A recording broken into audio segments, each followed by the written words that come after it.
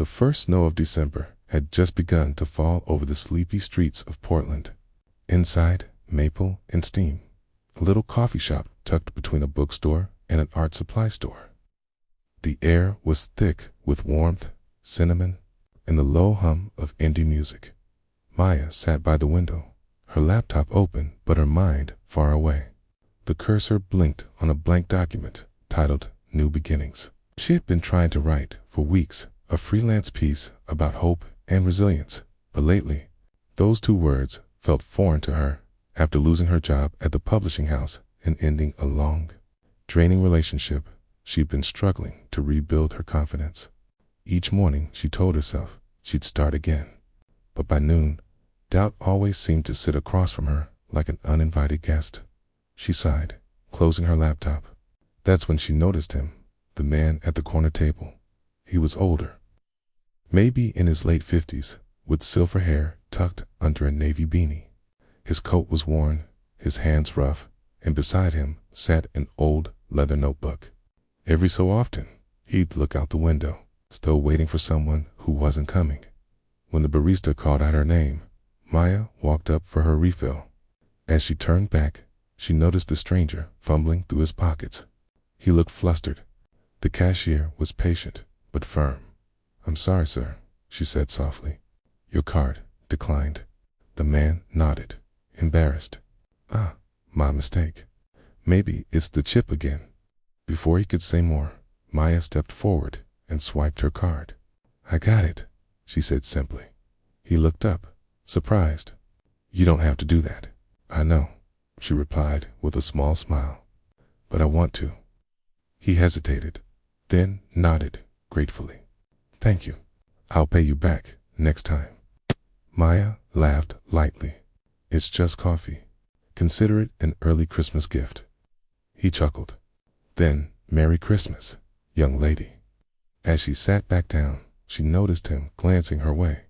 After a few moments, he approached her table, holding his cup with both hands like it was something precious. "Mind if I join you?" She gestured to the chair. "Sure." He sat down with a careful smile. "Name's Daniel." "Maya." They exchanged pleasantries, the weather, the coffee, the holidays creeping up too fast. It was small talk, but comforting. Something about danielsvoice.com, kind, little tired, made her feel at ease. After a pause, Daniel nodded toward her closed laptop. "Writer." "Trying to be," she said, half laughing.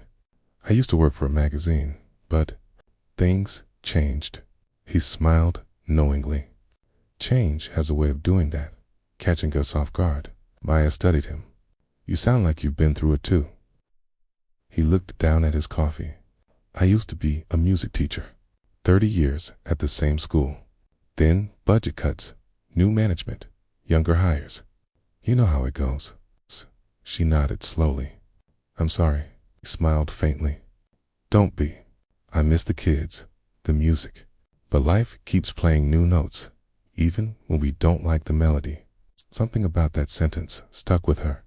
Life keeps playing new notes. They talked for hours about books, about the city, about how strange it feels to lose something that once defined you.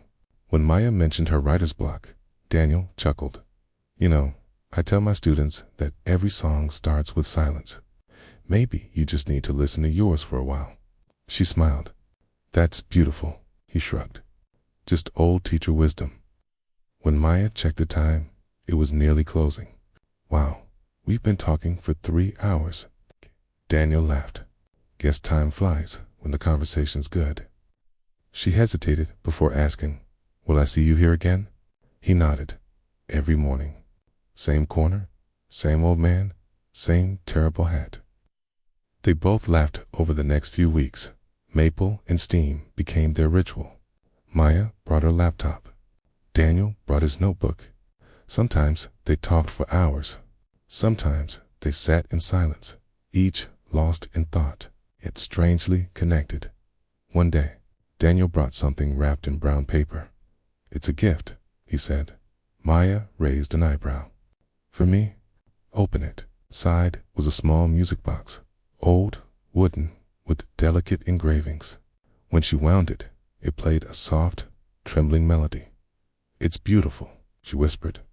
"I used to play that song on the piano for my students," Daniel said softly. "It's called The Stranger's Waltz. I thought it might help you write again." Maya blinked back tears. "Thank you." That night, she opened her laptop. The words came like a long-awaited tide. Her new article, The Stranger's Waltz, Finding Light in Unexpected Places, was published a week later, and it went viral. When she went back to the coffee shop to tell Daniel, he wasn't there. She waited. Then the next day. Then the next week. Finally, she asked the barista, "Hey, have you seen Daniel lately?" The girl looked puzzled. Daniel, the older man, silver hair, sits in the corner, carries a notebook. The barista's eyes widened slightly. "You mean Mr. Daniel Gray?" "Yeah." She hesitated. "He passed away last winter, about 2 years ago." Maya froze. "That's not possible. I've been talking to him for weeks." "Kay." The barista looked uneasy. "I'm sorry, I don't know what to tell you.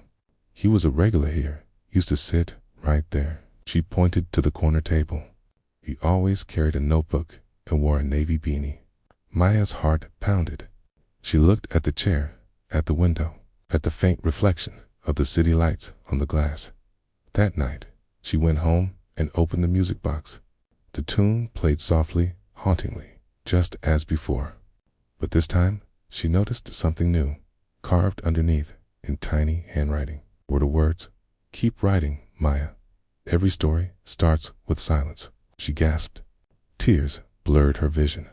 Somehow, Daniel had known. Over the next few months, Maya kept writing stories of kindness, of small miracles, of strangers who changed her life in passing. Her following grew.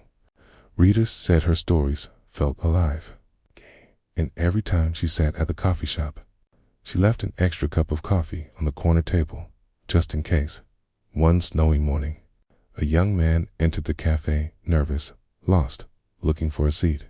Maya smiled and gestured to the chair across from her. "You can sit here," she said warmly. "Thanks," he said. "I'm new in town, trying to figure things out."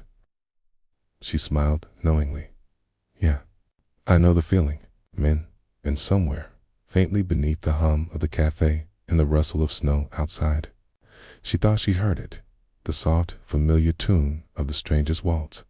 Moral: sometimes, the people who enter our lives, even briefly, leave behind a light that never fades. Kindness, compassion, and simple human connection can change everything, even if we never get to say goodbye.